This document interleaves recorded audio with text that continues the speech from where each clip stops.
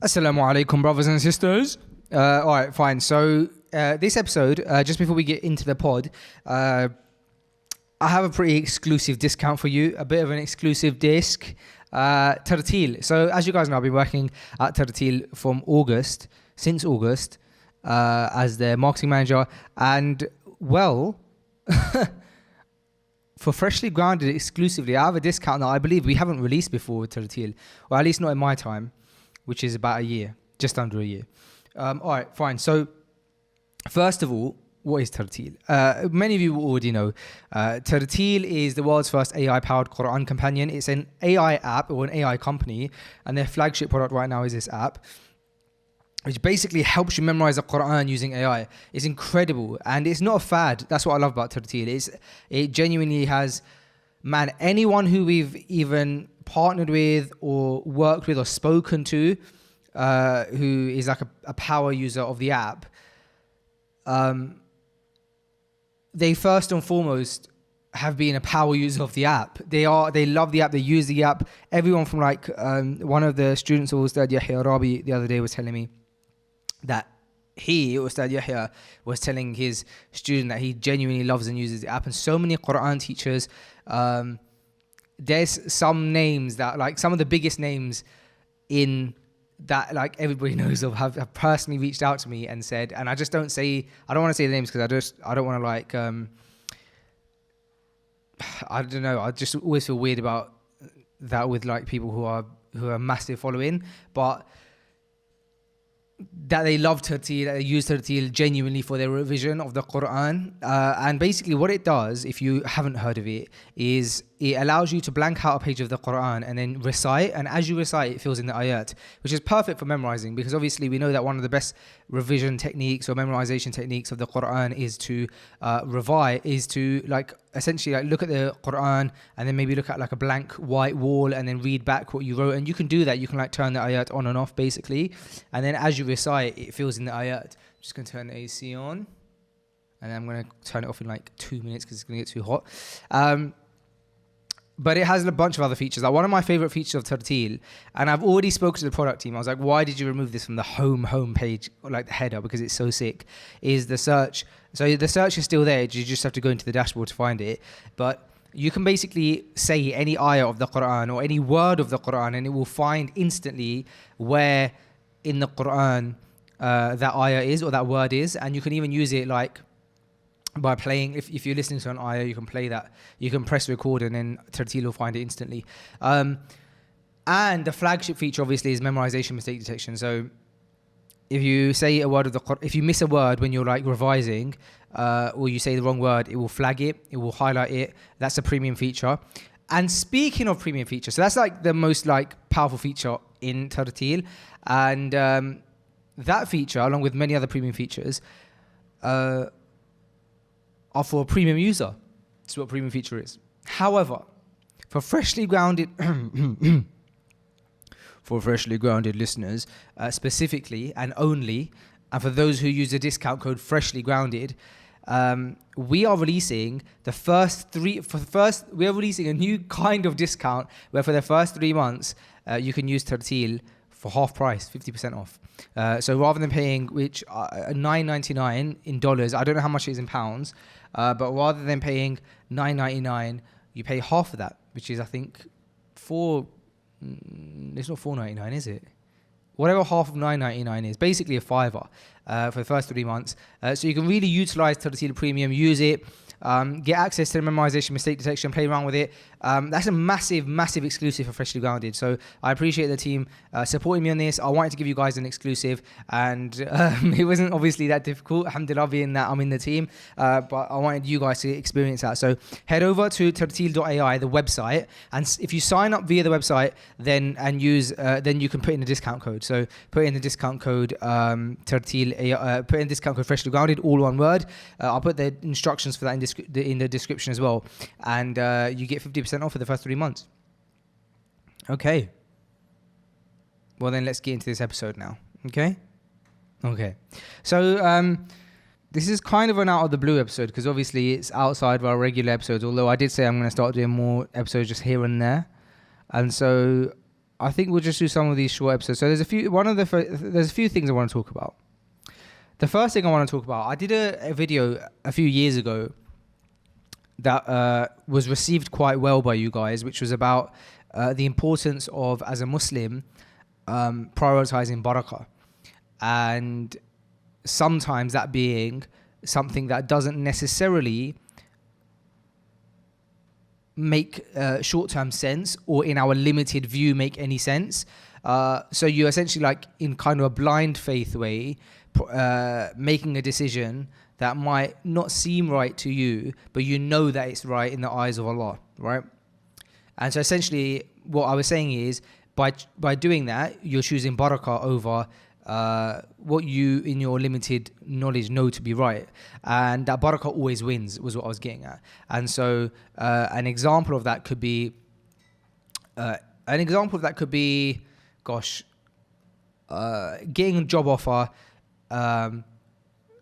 which seems like the dream job offer, but it's in, you know, an institution that deals with riba, or like is riba based, and it's like your money would be riba, for example, your income would not be permissible, or at least questionable, and you choose to stay away from it.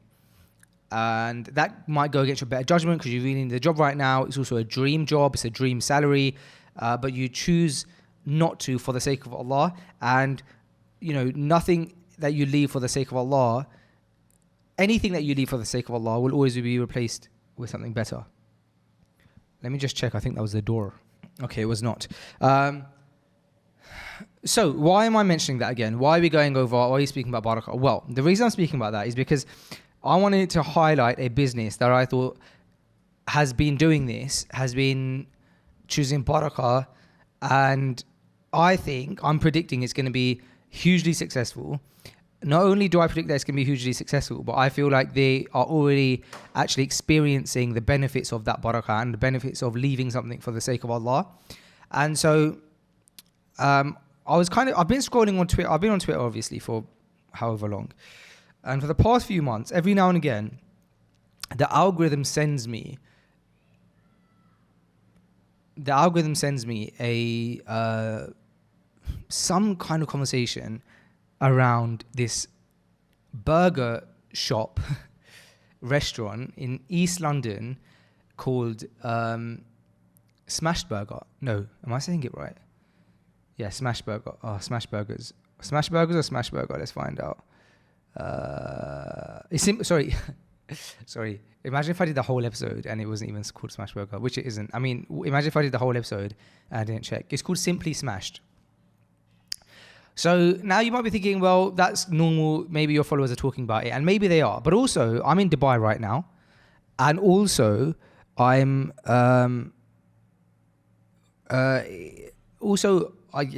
even when I'm in London, I'm never in East London, never.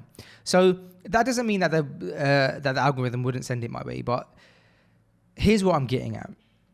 I've been seeing it here and there over the past few months. There's always some kind of chatter about it at some point on my Twitter feed.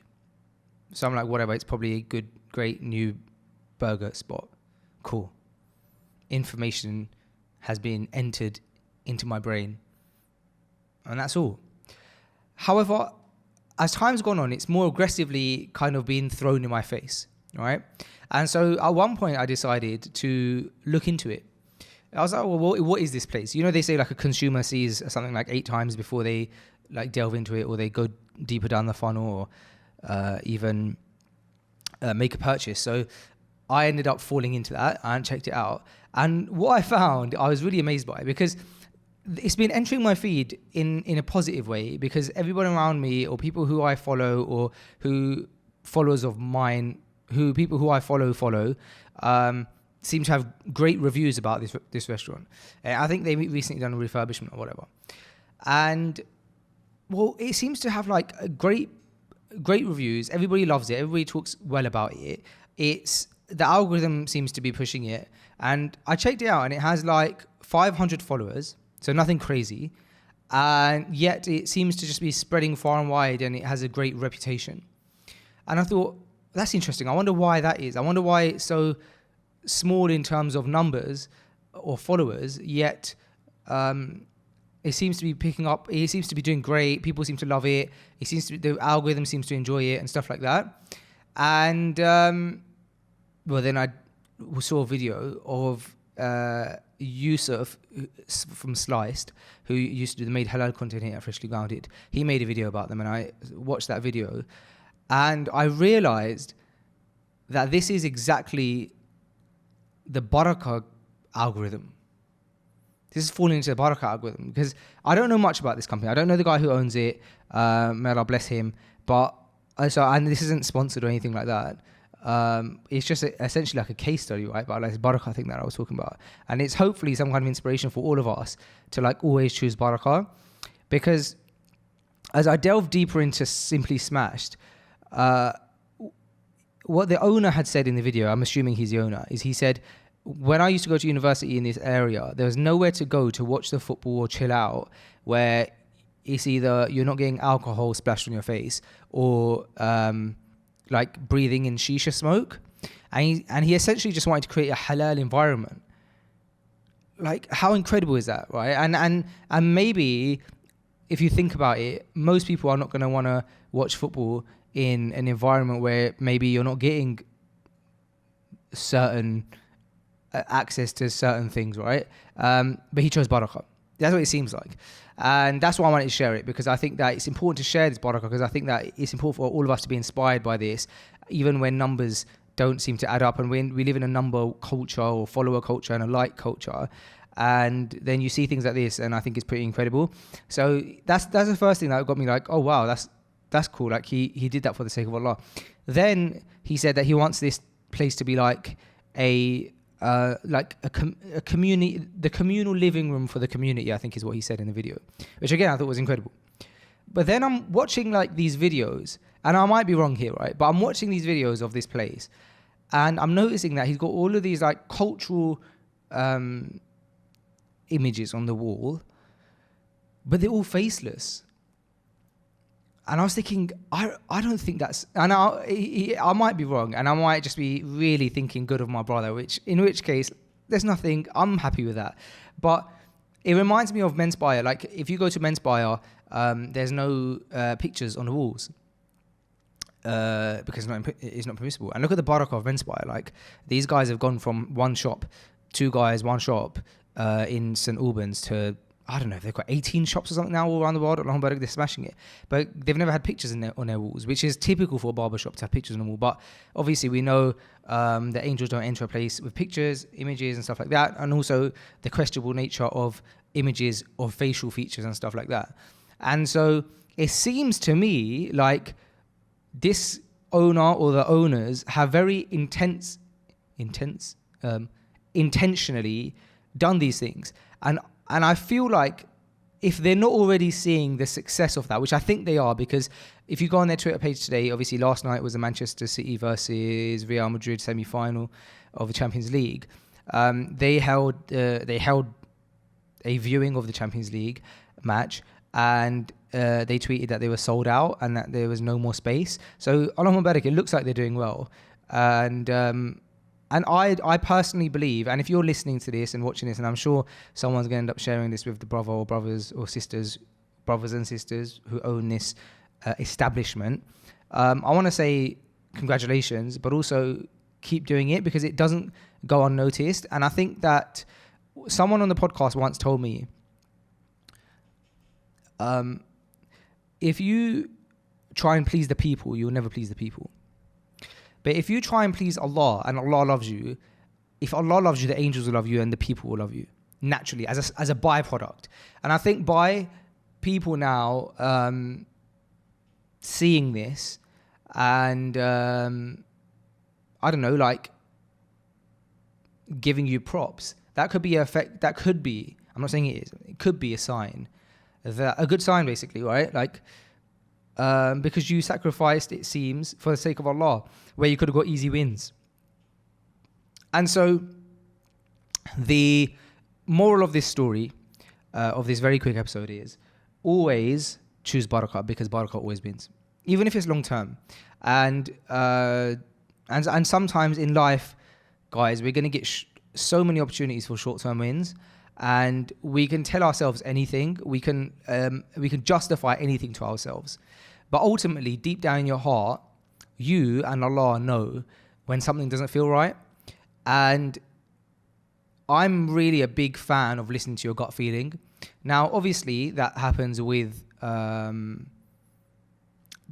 like religion in mind, faith in mind, Islam in mind, right? Like, so you don't just listen to your gut feeling with anything and everything you do, but I feel like a good strategy to have is to prioritize, obviously, your decision making based off of your religion, and istikhara and istishara and Quran and Sunnah, and getting advice from the scholars and so on and so forth.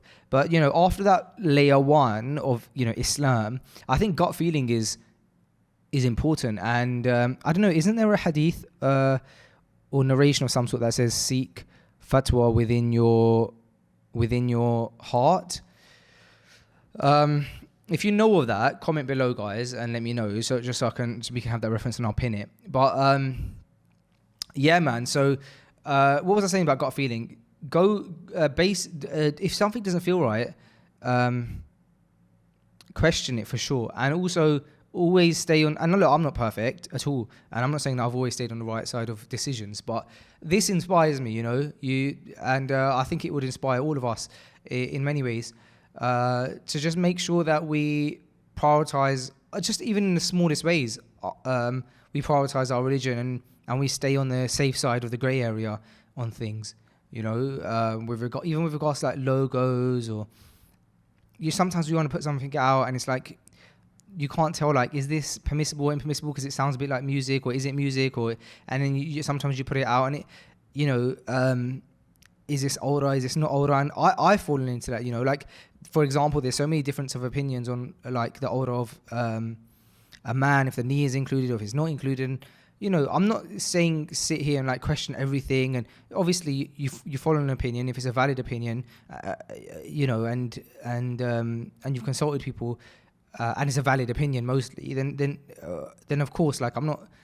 My point is just Barakah always wins, and I wanted to kind of give this case study of that because I found it, and do a bit of a deep dive in it. And I mean, it wasn't that much of a deep dive. That's as much as I've got on it, but.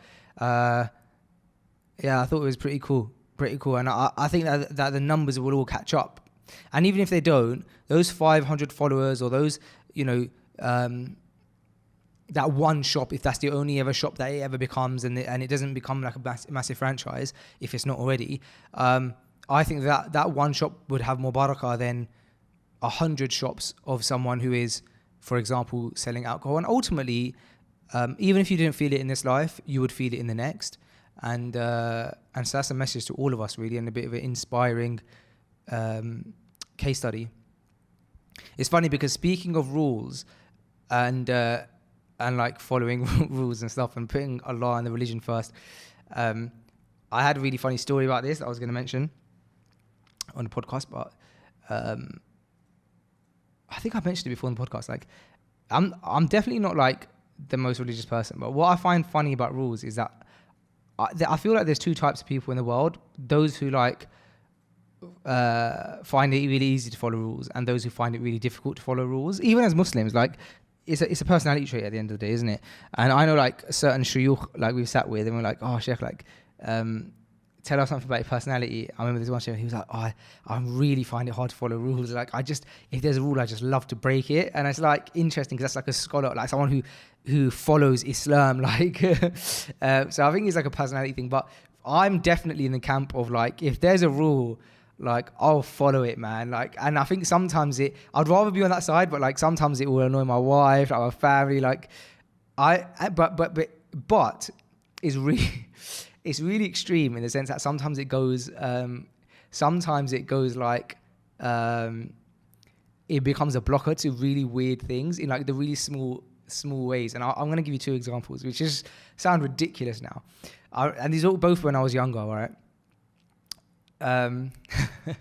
So one time, I was in the shower, right? And then, I don't know, we must have run out of shampoo or something, right? Like, I was a teenager living at my mum's house, and Omar, my brother, he had a friend round at the time. And so you're probably thinking, where's this going? So anyway, in the shower, got body wash, washed my body. I wanted to wash my hair, and like there was no shampoo, and I said to I after I had a shower and everything, like I went back into the room after, yeah, and I just said to Omar, I was like, you know, body wash, can you wash your hair with it? And like, can you put it in your hair? And his friend goes, you can do what you want with it. Like, you could put it wherever you want. And it's so funny because I was like, oh yeah. Now look, I'm not saying one should wash the hair with body wash. I don't even know if that works, because obviously you should use shampoo. The lesson is it was such a blocker for me that I refused to touch my hair with body wash because it says body wash. And it was such a blocker until someone simplified it to me and just said, you can do what you want. It's ridiculous that my brain, and with all of the intelligence that a person has to have to, like, I don't know, like run businesses or work in like the highest level of businesses, or, you know, get a degree and all sorts, yeah, that I get stuck on rules. So like, I get so stuck in them. Like it's crazy. So anyway, that's an interesting fact about me. I get sometimes ridiculously like boxed in with rules. So yeah. What else have we got here? Toba for the pods. Okay, right, fine. So the last thing that we have here is, if you're not already subscribed to the newsletter, the Freshly Grounded newsletter, subscribe. Okay?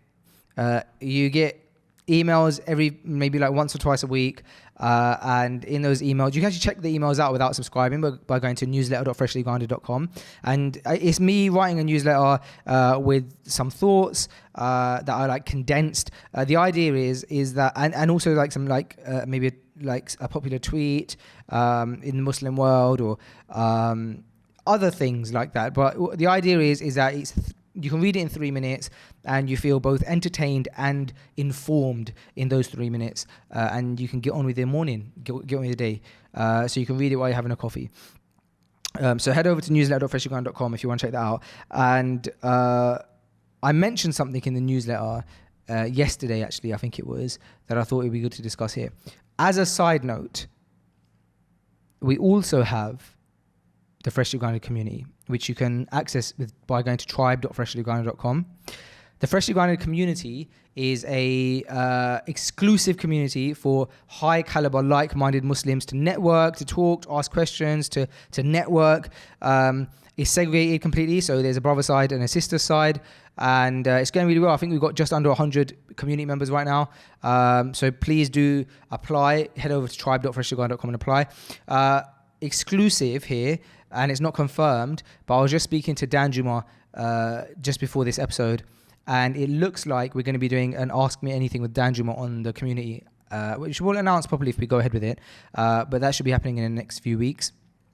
So that'll be like by written form, so like how they do it on Reddit, like a famous person will go on Reddit and answer questions about themselves. So Dan Juma will come onto the community, and brothers and sisters can ask their questions.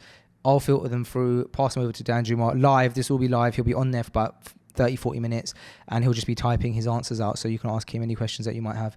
So there's an added bonus if you wanted some motivation to apply to join the tribe. So in yesterday's email, I spoke about making Toba for your past. So this is quite an interesting thing. So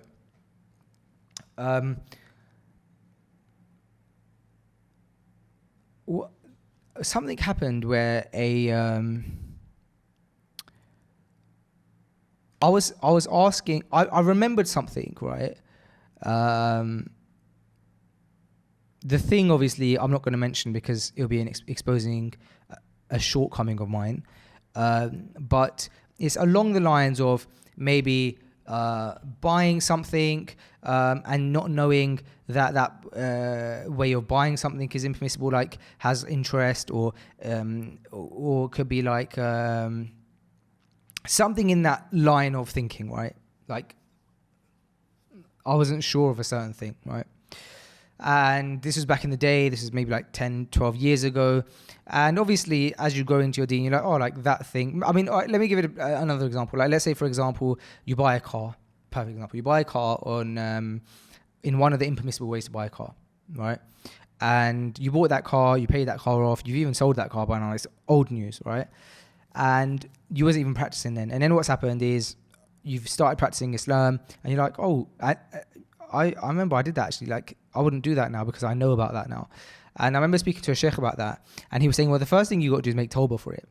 And that led me to thinking about Tawbah for your past. And I'm not speaking about like when you're not Muslim, but I'm just thinking about we're so quick to make Tawbah for sins that we commit, that we remember, or that we do on a day-to-day basis. Like, we should be obviously making Tawbah like all the time, right? Like every day, because we always have like got shortcomings. And I think generally we're quite, okay with that. We notice that we do a sin, we make Tawbah for it, and we try not to do it again. But how often do we make Tawbah for something that a really old sin that we've even forgotten about, that we did ages ago, maybe 10 years ago, 20 years ago, 30 years ago? And so that led me to remembering this story once that this Raqi told me. So there was this Raqi, and basically he was dealing with a case with a sister who was going for a lot of trials and tribulations. And she was really being challenged for years. She was being challenged or trialed with difficulty. And the sheikh said to her,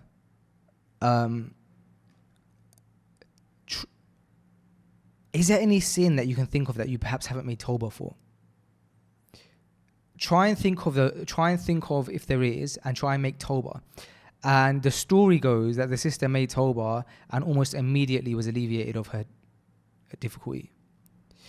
And that made me think, maybe for a lot of us, what's in our way with whatever challenges we're going through right now is ourselves. Because Tawbah can alleviate trials. Just like Tawbah can, Tawbah is a purification and so on and so forth. Obviously, for those who don't know like the process of Tawbah, you're essentially, making dua to Allah and asking Him to forgive you for a sin, to pardon you for a sin. You express to Allah your sincere regret for doing that sin, and you also express that you essentially promise never to do it again, and you try and stick to that promise. And if that, but you genuinely promise, like you genuinely believe you're not going to do it again. And then if you fall into it again, then you repeat the steps basically. How many things have we just forgotten about because we're just not like that anymore, or because we just assume that we were forgiven for it, maybe because we've changed, but actually they're untawbad sins, is what I said in the email. I mean, it might be an easy way, an easy win, to have your current trial alleviated or your du'as answered. And if not, what's the worst that can happen? It can't be bad. You're turning back to Allah. You're asking for forgiveness for a sin. There's only good can come from it. That could be in Yawm al-Qiyamah, we could find out that was the thing that led us to Jannah. We don't know. So, I wanted to mention that. And that's it, really. That's the pod today, guys. A bit of a case study, a bit of embarrassing homegrown stories from me, and a bit of a reminder from the email newsletter.